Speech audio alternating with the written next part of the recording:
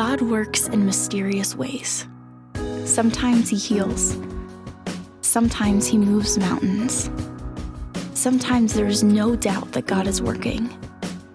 But other times, he seems silent. Where are you, God? We cry. Be not far from me, we plead. The silence is mysterious. But the silence does not mean that God is absent. Over 2,500 years ago, while the Jews in Jerusalem were celebrating the rebuilding of their temple, thousands of Jews who remained in Babylon were threatened with genocide. And in that threat, God was silent. Not a word was spoken. Not a prophet was heard. But it did not mean that God was absent. Through the bravery of one woman, God saved a nation. This is the story of Esther.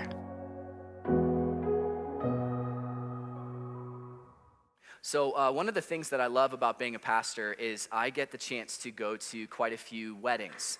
And now if you know me, you're probably thinking, oh, the reason why you like going to weddings is because you get all the free food and dancing and all that stuff, which is absolutely true. And if you ever want to invite me to a wedding, I'd happily oblige because I love free food. But the reason why I love being a part of weddings in particular is because I'm a licensed pastor and because I actually, it's part of my kind of like vocational responsibility, is I love being a part of the actual wedding party officiating process. And by the way, in Colorado, like literally a squirrel could marry somebody. It's kind of ridiculous. You don't have to be licensed or anything at all, which shows you the state of our state a little bit. But anyways, so I love being part of weddings because I love to see the couple, the husband and the wife, make these vows to each other. It's the highlight of the entire wedding itself for me, besides the cake time, which is a great spot as well. Are you guys okay? You awake yet? Yes? Even if you don't think it's funny, let's laugh just a little bit. Here we go. Come on now. I'm not that boring. So anyways, I love it, and I love the vows because to me, there's something very beautiful and also somewhat hilarious and terrifying about the vows. There's this young couple gets together, and they don't have to be young, but they're young in their like relationship, and they get together and they're standing there and they're looking all pretty and they're holding each other's hands and blah, blah, blah. And then there comes this point when they start making these incredible, just like ridiculous commitments to each other. And the reality is that every single thing they're saying, they are not ready for at all, right? Like we love it. We're sitting, oh, it's so beautiful, it's so precious. But like the things that they say, think about it. So you're like, man, in sickness, in health, in death itself, I will be with you. And you're like, homie, you're 19 years old. You don't even know, like in the flu and then what? Like you have no idea what in sickness and in health means, right? And then they say like even goofier things. These things really make me make me laugh. They say through thick and thin. Okay, if you've been married for more than 9 minutes, it's all thick and a little bit of thin, and it's hard, and you're just, right? Come on, married couples, you're like, amen, that's right? Like, this is how it goes. Like, then they say, like, through disagreements and joy. And the funniest thing to me about this whole thing is that this naive, goofy couple are making the most audacious claims of commitment, and they don't realize just how much it will actually cost them. That there is the burden of commitment, the requirement of commitment, and then they're just jumping in. I mean, it makes so much sense why all throughout the New Testament, post-Jesus, that the gospel and our understanding of faith with God, it makes so much sense on why it's so often correlated with marriage. That there is this peace that when you decide to follow Jesus and you commit your life to him and you're like, I'm in, I want to receive your forgiveness and your mercy and your love and all of these things. It makes so much sense on why it describes marriage in that way, because when you choose to follow Jesus, your commitment to him entails hardship, difficulty, suffering, brokenness. Look at the life of the apostles and the first followers of Jesus. Every single one of them was eventually murdered for their faith. Man, sometimes marriage, well, I won't say it feels like murder, but sometimes I'm joking. I know for a fact my wife doesn't sit in the second service. She's not right there. So I can say what I want today. It's going to be fantastic. Actually, are you in the balcony? Uh-oh, I think I'm screwed. Anyways. But the reality is that when you commit to God, it is this beautiful act of marriage, if you will, where there's requirements, there's demands. It takes everything, and most of us aren't ready for it. Most of you were not ready the day that you said yes to Jesus. And if you're not a Christian and you're walking in here today and you're debating it, the moment you accept Christ as your Savior, you won't be ready for it. It costs. And what's amazing is today in our text in Esther, is that we're going to be entering into a story where Mordecai and Esther realize that their commitment to God is going to require a whole lot more than what they ever thought. And many times they're going to fail. They're going to struggle, but even in their humanness, we are going to see the requirements that God has for us, and in a very beautiful way, we're actually going to see the gospel in this text. Even though God is never mentioned, prayer is never mentioned, Jesus is never mentioned, nothing. We will see the beauty of the gospel. What we're really just talking about here in this story is the requirements of commitment to God. And so with that in mind, we're going to begin reading chapter 3, starting in verse 1. I'm going to read verses 1 through 6. And this will give us a little bit of context, a little bit of clarity on what's really happening in the story and what's really the tension of the whole situation. So let's look at this together. Verse 1. Josiah, you ready? There we go. Chapter 3, verse 1. After these events, King Xerxes honored Haman, son of Hammedatha, the Agagite. Now, if you have your own Bible, or if you want to keep the Bible from the church that we have, I want you to circle the nationality that this guy has, that he is an Agagite. That will become very important later on in the story. Some of these things we don't notice on the surface, but hopefully we'll begin to see them come to life. So this guy is honored, Haman, elevating him and giving him a seat of honor higher than any other of the nobles. All the royal officials at the king's gate knelt and bowed down. So they knelt down and paid honor to Haman, for the king had commanded this concerning him. So this guy is lifted up. He's been given this rightful place at the right hand of King Xerxes. Every time he walks into the room, people are told they need to bow. But Mordecai would not kneel or bow down or pay him any honor. Then the royal officials at the king's gate asked Mordecai, they're like, what's going on, bro? How come you're not bowing to him? Why do you disobey the king's command? Day after day, they spoke to him, but he refused to comply. Therefore, they told Haman about it to see whether Mordecai's behavior would be tolerated. So they basically tattletale on Mordecai. He goes, hey man, this guy is not bowing down to you. When you enter into the gates of the kingdom, this guy chooses not to bow. Therefore, they told Haman about it to see whether or not Mordecai's behavior would be tolerated, for he had been told that he was a Jew. It's a very important thing. Underline that piece too. When Haman saw that Mordecai would not kneel down or pay him honor, he was enraged. Yet having learned who Mordecai's people were, that he was a Jew, he scorned the idea of killing only Mordecai. Instead, Haman looked for a way to destroy all of Mordecai's people, the Jews, throughout the whole kingdom of Xerxes. So here's what's going on leading up to this scene, if you're not familiar with the book of Esther. The book of Esther is this story of this young woman named Esther. She was a teenage year kind of young woman, and she was a Jew, but she was not from Israel. She was not from Jerusalem or anything like that. When all the people of God, 2,500 years ago, in around 480 BC, all the Jews that were exiled, taken away from Babylon, they were actually brought back to Israel and they started rebuilding their lives. But there was a huge contingency of Jews that stayed back in Babylon, which eventually became the Persian Empire, and there was a city of Susa that the king actually lived in. And these Jews were stuck there because they were enslaved. So they were exiles that couldn't make their way back home. They were modern day refugees. They had no ability to make their way back, whether it was because they had no money, that they were owned by other people. And Esther's family were some of the people that remained back. So what happened is Esther lost her mom and dad. She was eventually adopted by her cousin named Mordecai. He was an older guy. And he raised her as if she was his own daughter. So there's this family relationship between Mordecai and Esther. It's very beautiful. But what happened is that when Esther was around this teenage years, when she was coming of age, if you will, and she was basically ready to be married, the king of Persia, Xerxes, hated his wife.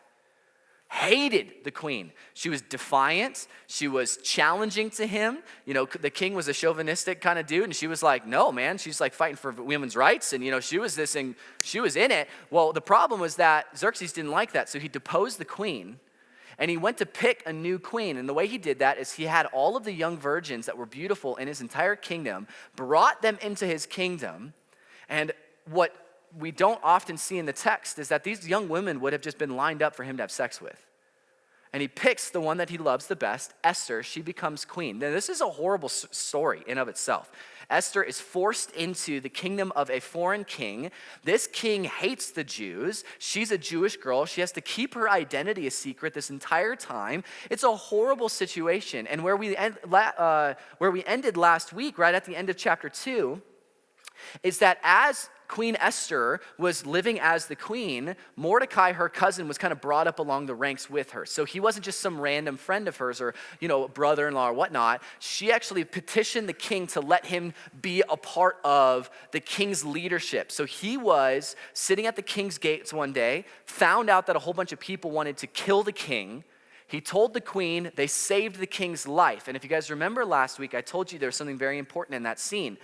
Queen Esther consistently tried to give all the credit of this finding out of the assassination to Mordecai. The reason why she did that is because in Persian culture, Mordecai would have been given honor and fame, and he would have been brought up as the right hand to the king. What she was trying to do was something we would all do. She's like, I want to have a buddy with me because I'm alone.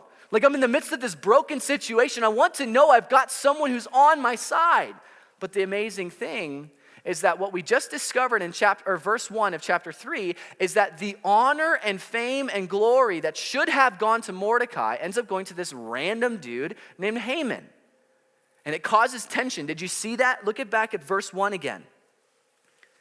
Chapter 3, verse 1, it says, after these events, so after Mordecai tells about the assassination attempt and they literally save Xerxes' life, King Xerxes honored Haman. So what we now know is that this guy, elevating him and giving him the seat of honor higher than any other noble. So what we have here right away, if you're wondering why there's this weird tension going on between Mordecai and Haman, it's very simple. Haman got the promotion that Mordecai was supposed to get. And we're not talking about like, man, you went from, like middle management to upper management type of thing. Like not the thing that you would get frustrated with if someone got, that type of promotion. But we're talking like middle management to VP of operations. We're like, hey, would you like some stocks, a sharehold in this whole situation? And the thing is that we don't even know why Haman gets any of this. There is no communication from the writer of Esther that Haman did anything to deserve this. Nothing. In many ways, it very well could be that Haman actually deceived the whole situation. He took credit. Man. I think we've all experienced that a little bit, right? Working a job, and all of a sudden someone takes credit for the work that you've done, and then all of a sudden, you're like, I hate that person. Right? Now imagine if every single day of your life, when that person walked by you, like, hello. I am the VP of operations. And you had to bow to them. God, you just want to punch them in the throat, right? Get out of here. Like, right? There's this tension. Mordecai does not want to bow to this man.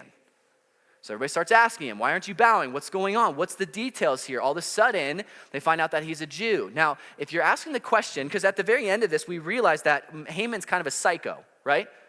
Like he discovers that Mordecai won't bow, he's a Jew, and then all of a sudden he goes, not only will I kill you, Mordecai, but now I'm gonna kill the hundreds of thousands of Jews that are all in the Persian Empire. That's kind of insane. Like that now when you're thinking, oh wait, this isn't so much of a promotion, but something is happening in this story that on the first read, we're not seeing. Because genocide isn't like the thing that happens when when someone gets the promotion, right? You're not like thinking, oh, how dare you become, oh my goodness. I'm just gonna kill everybody you represent. Like, no one does that. That's kind of insane, right? The reality is that there's hints, even in the text, of what's really going on here. So I told you to circle where he was from. So this Haman guy, you get, his lineage and his parents and all of these things. He's the son of this Hammedatha guy, all these. But what's fascinating is you get this name, Agagite. So that is his lineage as a people, okay? Now, if you're not kind of familiar with how the Old Testament is written, there are different names for different types of people depending on who kings were. So different people groups would often take their name from their king or the greatest king they ever had. So what's interesting is that after the people of Israel were delivered out of Exodus, out of the reign of Pharaoh and the Egyptians, and you have the book of Exodus happening, what's interesting is that the people of Israel start taking the promised land. But there's a problem. There's one nation that keeps bothering them. So much so that they are some of the most wicked and violent people that they ever encounter. And in fact, these people, they're like guerrilla warfare status, not good. And those people are called the Amalekites. The Amalekites are this people group that God had promised the Israelites. He said, here's the deal, guys. No matter how much you take, no matter how much I give you, no matter how many promises I lavish on you, there will always be a people called the Amalekites who bother you. They will be the bane of your existence from generation upon generation upon generation. Now, what's interesting is a little while after that promise of God, the Amalekites ended up being led by this king named Agag. Agag and Saul, the first king of Israel, fought against each other tremendously, and it became this known fact that because of these battles between these two kings, that Agag eventually had a whole following of people called the Agagites. And then for hundreds and hundreds and hundreds of years, racist tensions crept up to the point where the modern day equivalent of this would be like America's view of ISIS and radical Islam. Deep hatred. We're talking that the Jews thought the Amalekites and the Agagites were terrorists because they would come and pillage different villages and they would take and murder and rape and destroy, and vice versa. The Agagites also believed that the Jews were in the same way. There was this deep piece of hundreds of years of hatred and racism. And now the text tells us that this guy named Haman, an Agagite, discovers that the very man who is defying his honor is a Jew, a man that his people have hated for hundreds of years. Well, now his claim that he wants to kill off all the Jews, now it makes sense, right? This is the response of what deep racist hatred causes, right? This is what world wars are about. People hating other people, and they actually believe that if I could wipe them off the face of the planet, then we're good. This is what Hitler tried. So now there's this makes sense, right? Frustration, anger. And the response of Mordecai is completely understandable. He is completely ruined when he discovers what his actions did actually caused the potential genocide of his whole entire people. Look at chapter 4, starting in verse 1. We're skipping a little bit. As chapter 3 unfolds, there's a whole bunch of talk about how Haman actually gets this edict written. So this law has to be passed by Xerxes. Xerxes gives Haman the green light. Xerxes doesn't really like the Jews either. Haman actually puts a whole bunch of money in the treasury. Now that's an interesting way of talking about basically like the ministry or the bank of defense, if you will. So in our military, we have a certain amount of money that's given so that way they could actually do what they do. Historically, at this point in time, the Persian Empire was running out of money for their military. And so what Haman does in the chapter we're not reading is that he actually promises what would be equivalent today of $200 billion to put into the defense fund. So Xerxes is like, well, yeah, of course let's do it. Let's kill all the Jews. So Mordecai hears about it. This edict is written. And now look at chapter 4, verse 1. This is Mordecai's response. We're going to read verses 1 through 3. When Mordecai learned of all that had been done, so he discovered all of this manipulation and now this law, he tore his clothes, put on sackcloth and ashes, and went out into the city wailing loudly and bitterly. But he went only as far as the king's gate, because no one clothed in sackcloth was allowed to enter it. In every province to which the edict and order of the king came, so it's talking about every single region of all of the Persian Empire, which included where the Israelites were living back in Jerusalem, rebuilding their homes. They're trying to rebuild everything. Everything seems fine and dandy. The reality is that now an edict is about to be told to them that they're all going to die. Imagine that. Life is going great, and now you're going to be killed off. So their response is described here. There was great mourning among the Jews, and fasting, weeping and wailing. Many lay in sackcloth and ashes. So this now response makes total sense, right? Mordecai, this personal feud that he has with Haman, and there's some racist undertones that are going on there, hatred, all of a sudden him standing up for what he thought was right. And we're never actually told if Mordecai should have done this. So now remember that. When you read the book of Esther, you are always going to read things that seem morally ambiguous. This is what we talked about last week. Things are never told to us. Should Mordecai have just knelt? Who knows?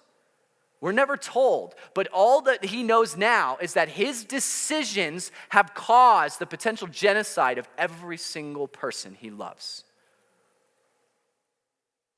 Everybody. And here's the deal, guys. His response is so justified. He goes into the city, tears his clothes, puts on sackcloth, and then pours ashes over himself. This is a literally a model of if I go to death itself and I become ashes, at least I am crying out to God. And he wails. I love that the word there is wailing and not crying, or he's a little upset, or he's peeved. I love that. I love that word. That means that he is feeling the weight of what has happened. Now, if you really begin to dive into the text, you realize that this is not just wailing because the people he loves are about to die, and it's his fault, because in reality it is his fault. But this means that if this happens, remember, he's a Jew, all the promises of God will cease. This man thinks that in this moment, God will no longer be favorable to them, that they will not live like they were promised with the promises of Abraham, that they'd be generations upon generations upon generations, that if this happens, there is no Jesus the Messiah, the Savior of the world. There is no gospel for the entire world. There is no kingdom of God. It's all gone, because if the Jews die, then what's left? Nothing. He is weeping because there is something beyond the physical happening. You ever felt like that? This weeping where you're like, God, it's not just my circumstances, it's the fact that I think that if this happens, I may never experience you, know you, I may never hear your voice again. There's something so deep in him. Everybody is going to die, God. It's my fault. He knows that. He knows it. If only, and I bet you anything, he's sitting there in the city and he's like, why didn't I just kneel? My own dumb pride. Beating himself up.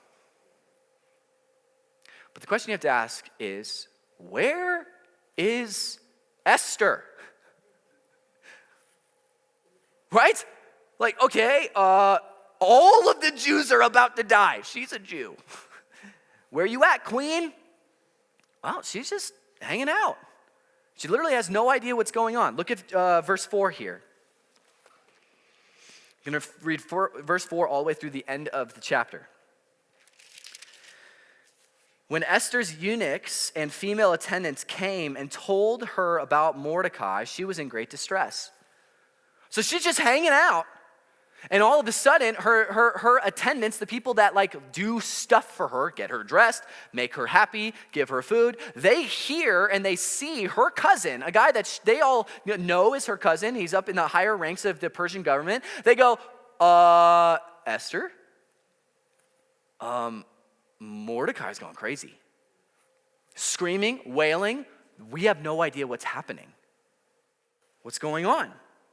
She was greatly distressed, not at what was going to happen to the Jews, because she doesn't know. She's only distressed because of Mordecai. She sent clothes to him to put on instead of his sackcloth, but he would not accept. Think about that. This is a hilarious little ironic situation. He is mourning the fact that all of their people are about to die, and he puts sackcloth on as a way to cry out. And she's like, hey, dude, can you put some clothes on? She just sends him, she has no idea the depth of what's occurring. Put some clothes on. But he would not accept them. Then Esther summoned Hathak, one of the king's eunuchs assigned to her, to attend to her, and ordered him to find out what was troubling Mordecai so much and why. So what's going on? You got to figure this out, man. Can we have a conversation about this? So Hathak went out to Mordecai in the open square of the city in front of the king's gate. Mordecai told him everything that had happened to him, including the exact amount of money that Haman had promised to pay into the royal treasury for the destruction of the Jews. Starts telling him about this plot. He also gave him a copy of the text of the edict for their annihilation. If you notice that every single time it describes the plight of the Jews, it gets worse and worse and worse and worse. Now we're at a point where there's just complete annihilation, which had been published in Susa to show Esther and to explain it to her. And he told him to instruct her. So he's like, hey, Mordecai is telling Esther through this middleman, and he instructs her to go into the king's presence to beg for mercy and plead with him for her people. So he's going like, you're the only person that we have left on our side, Esther, that can actually stop this. And don't go to Haman, you have to go to the king. Please, go to the king. Hathak went back and reported to Esther what Mordecai had said. Then she instructed him to say to Mordecai, now the back and forth happens again, the telephone, right? All the king's officials and the people of the royal provinces know that for any man or woman who approaches the king in the inner courts without being summoned, so if you are not invited into the king's royal presence, the king has but one law. This is what he will do with unwelcome strangers, that they be put to death unless the king extends the gold scepter to them and spares their lives. But 30 days have passed since I was called to go to the king. So she's going, hey, dude, you're telling me to go to the king. The reality is if I go to the king without being summoned, I'm going to die. And here's the deal. I haven't even seen him in like a month. The queen has not seen the king in over 30 days. She has no idea all of her people are about to die. She doesn't know. She's just a young woman in a tyrannical Persian government who's off to the side and is not informed on any of the workings of King Xerxes. She doesn't know. I'm going to die, she said. When Esther's words were reported to Mordecai, he sent back this answer. Do not think that because you are in the king's house, you alone of all the Jews will escape. He said, baby girl, you're a Jew, and you're going to die. This is dad talk to daughter talk, right? He's like, I raised you, so listen up. For if you remain silent at this time, relief and deliverance for the Jews will arise from another place. There's a hint at God's provision there. Somehow, some way, God will save us, is what he's really saying.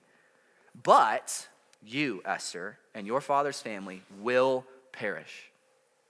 And who knows, but that you have come to your royal position for such a time as this. Then Esther sent this reply to Mordecai. Go, gather together all the Jews who are in Susa. So she's like, oh, you're right. I don't want to die. So she says, gather all the Jews who are in Susa and fast for me. Do not eat or drink for 3 days, night or day, and I and my attendants will also fast as you do. When this is done, I will go to the king, even though it is against the law, and if I perish, I perish. So Mordecai went away and carried out all of Esther's instructions. So, very simple. The text is pretty self-explanatory, right, guys? I mean, if you're entering into this story and reading it as if it's a narrative, which is what the whole Bible is, wow, this is a very hostile dynamic. Mordecai realizes the folly of his ways. The mass genocide of the Jews is on his shoulders, but he's got his daughter, his adopted daughter, who may be able to save the day. And so he goes, I got a plan. I'm just going to I'm gonna weep and I'm gonna mourn, but I'm gonna send a message to Esther, and Esther, she's gonna save us. And he's so excited. And, I was like thinking about, this is really cheesy and kid-like, but this is like, that first person you have a crush on. Guys, you know this, elementary school, you write that letter to the girl and you go, hey, I like you. And then you extend an invitation and then you say, would you like to be my girlfriend? Check yes or no, right? And you're like, well, she's obviously gonna put yes. Because that's what young little boys think, right? They're just like, I'm cute, I'm amazing, right? I've got Twix in my thing and I've got candy. Just hand it out. And the reply back is, no. Esther's like, I'm not doing that, dude. I am not going to go into the courts of the king because even if I am the queen, which I am, I will die. And then Mordecai goes, you're going to die. This weird battle is happening.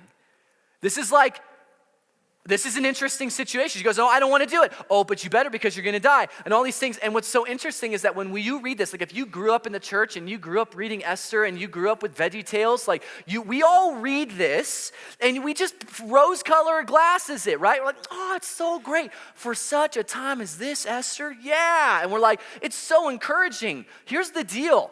Esther is trying to preserve herself. And that's it. She's sitting there doing what you and I would do in this circumstance. Like, well, but that's not my problem. I get that there's a calling, and I get that there's faithfulness, and I get that there's a commitment, and I get it, but man, that's on them. We do this all the time. We just do it in our own different ways, man. We're like Lighthouse Church. We raise money twice a year for Mission Sunday, and there are half of you in the room that probably are going, yeah, but that's for other people. Other people will donate because right now, man, I'm just God will use them to preach the gospel and to share the good news of Jesus, and they will be generous. But right now, I've just got my own stuff going on.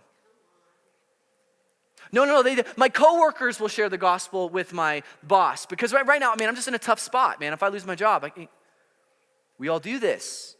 Self-preservation is our highest priority no matter what is happening in our lives. It's a default to us.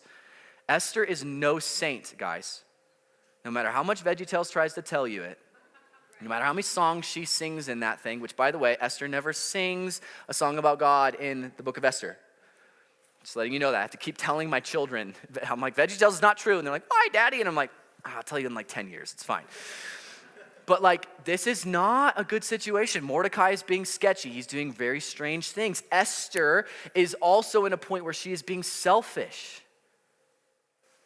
And then we get this really famous phrase in verse 14, for such a time as this. Can't tell you how many prayer meetings I've been at where someone just quotes this.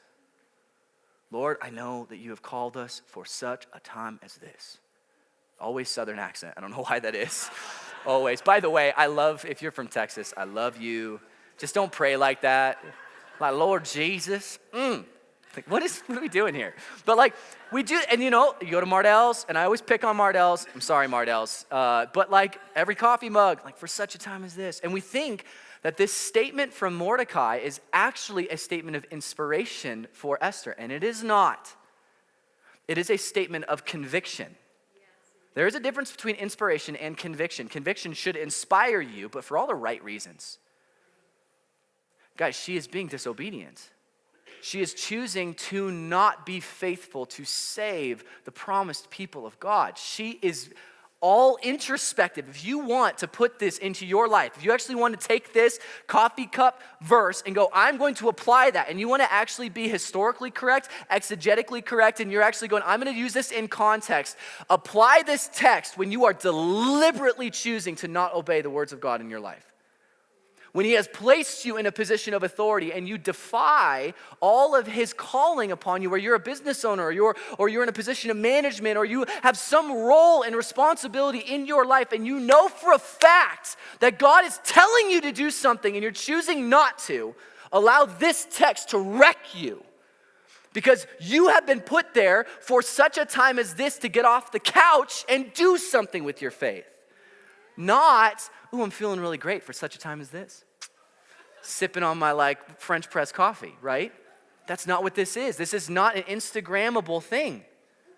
This is God provoking her. You have been called even though you do not want to, because I chose you. And that's what God does for every single one of you. For such a time as this. And then her response is, oh, okay. She does what we do. We love, man, like inspiration is awesome, but the reality is that when you take that first step forward after you've been convicted, that's a determined step. Oh, this is really gonna be freaky. And so she says, please fast for me. Like, please just pray and believe that somehow, some way, I'm not gonna die because I've got plans, right? I've got this like thing I got next week, right? And so she then says in response, do this, and if I perish, I perish. So what are we supposed to take from this, guys? Again, there are so many things in the book of Esther that are not easily understood on the surface. You have to dig. The reality is that there's 4 things coming out in this text I want to bring your attention to. This requirement of commitment. If you choose to be committed to God, there are requirements to this, and we see them in this story. The first, if you're a note taker, I tried to make these as writable as possible. Usually I make a statement and then I add 37 statements to it, and I just feel bad for you because you're like, well, I'll have to watch that again later. So here's the first one. These are commitments or requirements of commitment. Commitment to God requires a cost. Commitment to God requires a cost. This is why Esther says, if I perish, I perish. Guys, if you are going to follow God, if you are going to sign up to believe in Jesus, and you're like, I'm in, man, there are realities of that a relationship with God that are beautiful, and we love them. Forgiveness. The creator of the cosmos deposits his forgiveness upon you, and you can never get rid of it. He will always forgive you. He will always love you. He will always delight in you. He will never forsake you.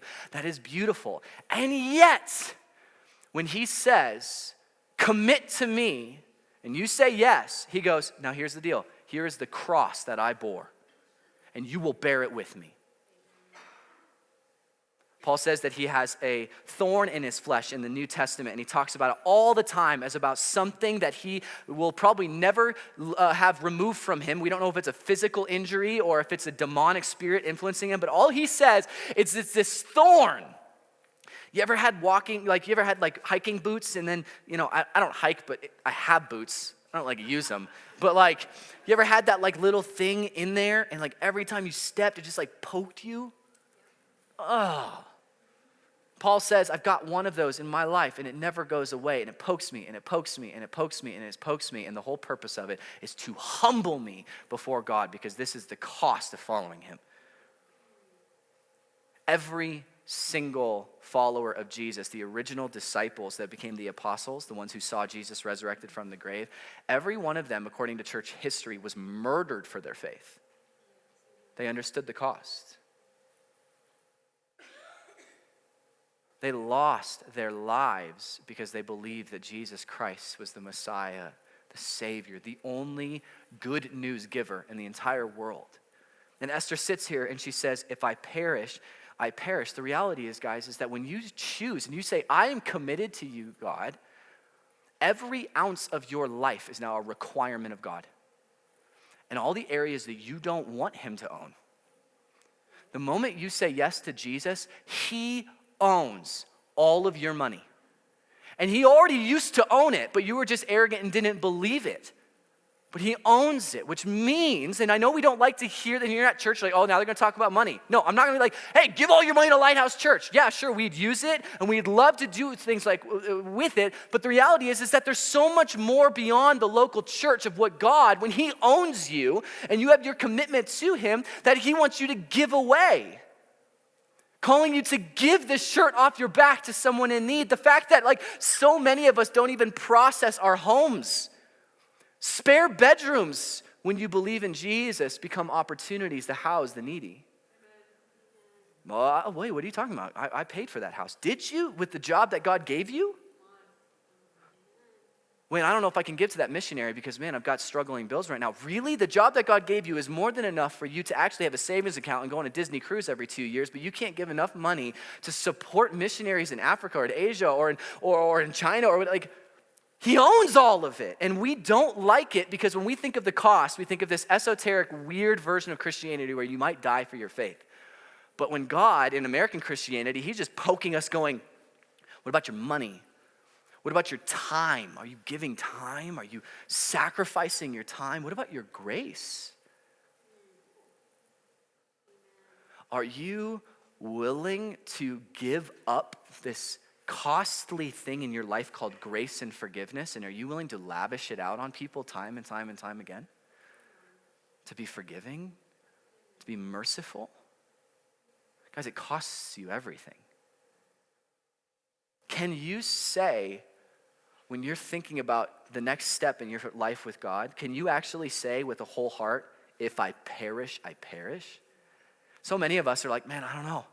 I served in kids like 4.5 weeks ago at Lighthouse. I'm feeling a little burnt out. Maybe I should go to a different church. Oh, you know what I'm talking about. Man, that church, I don't know. Sometimes they tell me to do things I don't like, and I just feel like that's just not of the Lord. What? Like, you need to meet Jesus. Because he's like, hey, homie, let's walk to Calvary together. It costs, man. And we've bought this easy believism of American Christianity, and it's not doing any good for our world. It costs.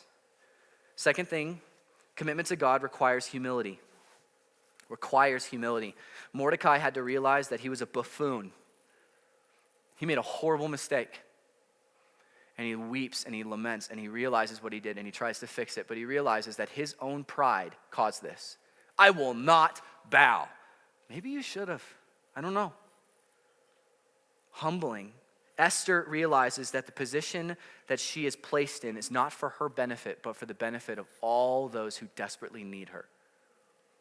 It's not about her. I think a lot of us, we have bought this belief, and I don't know where it is, where when we can make a commitment to follow Jesus, we now believe that Jesus is now making a commitment to follow us. That is completely wrong.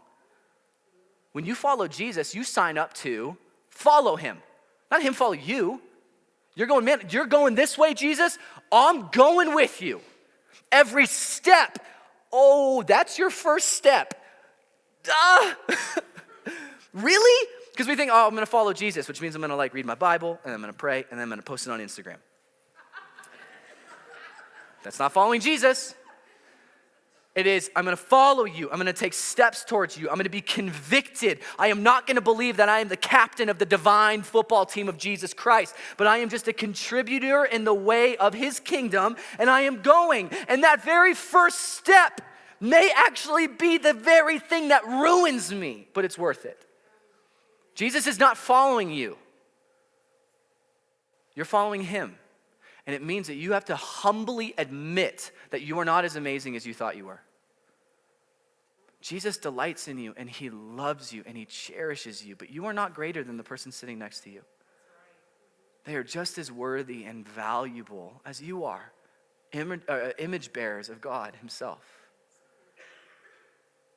To be humble, what's amazing, and politically, you're probably going to, whatever. I don't even care. I'm on fire today. The reality is, guys, is that there is a lack of humility in the American psyche when we talk about these young children being aborted in New York. Who gave you the right to think that your breath is worth more than their breath? I don't care if you're a Christian or not. Are you kidding me? You think because you can walk, you're greater than a child? It's embarrassing at how great we think we are. And it's because we're not looking to King Jesus. He breathed the cosmos into existence. What have you breathed into existence? A stinky breath. Stars were formed because of him. And if you want to commit to him, you have to humble yourself to him. I could go on like 10 minutes on that one. I'm going to stop because I'm over. We had to cut a song last service, and Sam told me I don't want to do that again. So, can't do that. Okay, third one. Commitment to God requires patience. Oh, patience. Every time you pray for patience, God's like, great. Let's just sit. You're like, oh no. Esther and Mordecai literally had zero idea what was going to happen. All she says is, if I perish, I perish. She has no idea if she's going to receive the golden scepter of approval. She has no idea what's going to happen in chapter 5, 6, 7, 8, 9. We do. We can cheat. Like, ooh, thank God, God wrote a book that doesn't leave us hanging, right? If you're curious on if God is faithful, guys, go home and read the rest of the Bible.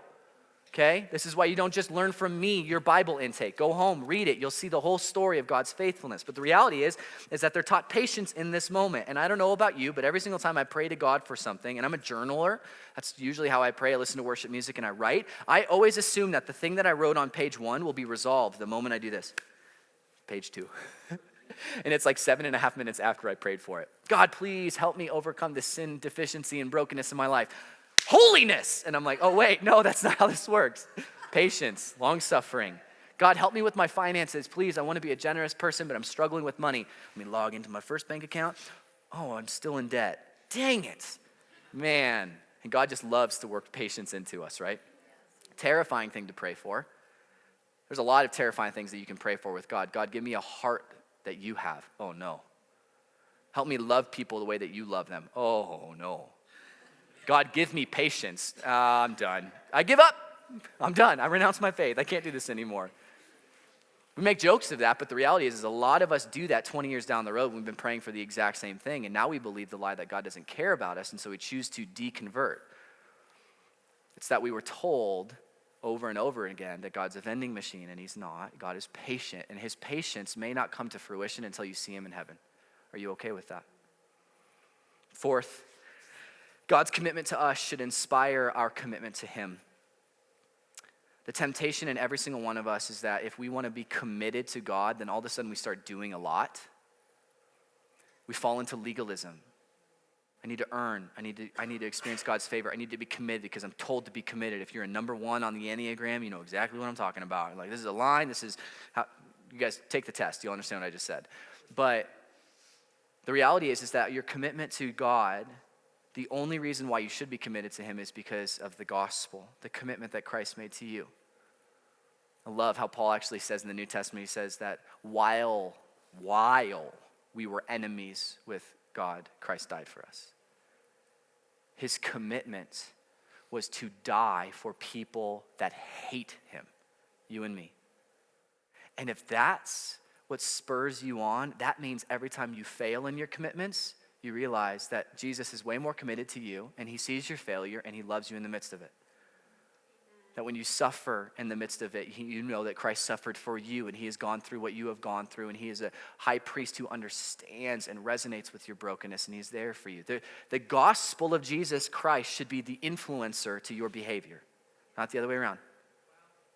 You do not behave so that you receive the gospel. And so, friends, this is my challenge to us from this text this morning. Count the cost. Debate whether the commitment and the requirements are worth it. Please, if you are not a Christian here today and you came in, you got a lot of stuff going on, do not fall into the belief that Christianity is easy. It is not. It is hard, but it is eternally worth it. And for those of you struggling in your faith, maybe the very thing you're struggling with is that you did not know that there were actual requirements to your commitment. And maybe you need to re-up those commitments today. God, I am committed to you in humility, in patience, knowing the cost because I love you. That's the call of this morning. So we're going to worship, and we're not cutting a song, Sam. We're just going to sing because we got no other services after today. So it'll be great. Not after today, after now. You know what I'm saying. So I'm going to pray, and then we'll worship, we'll take communion. It'll be awesome. So let's pray together.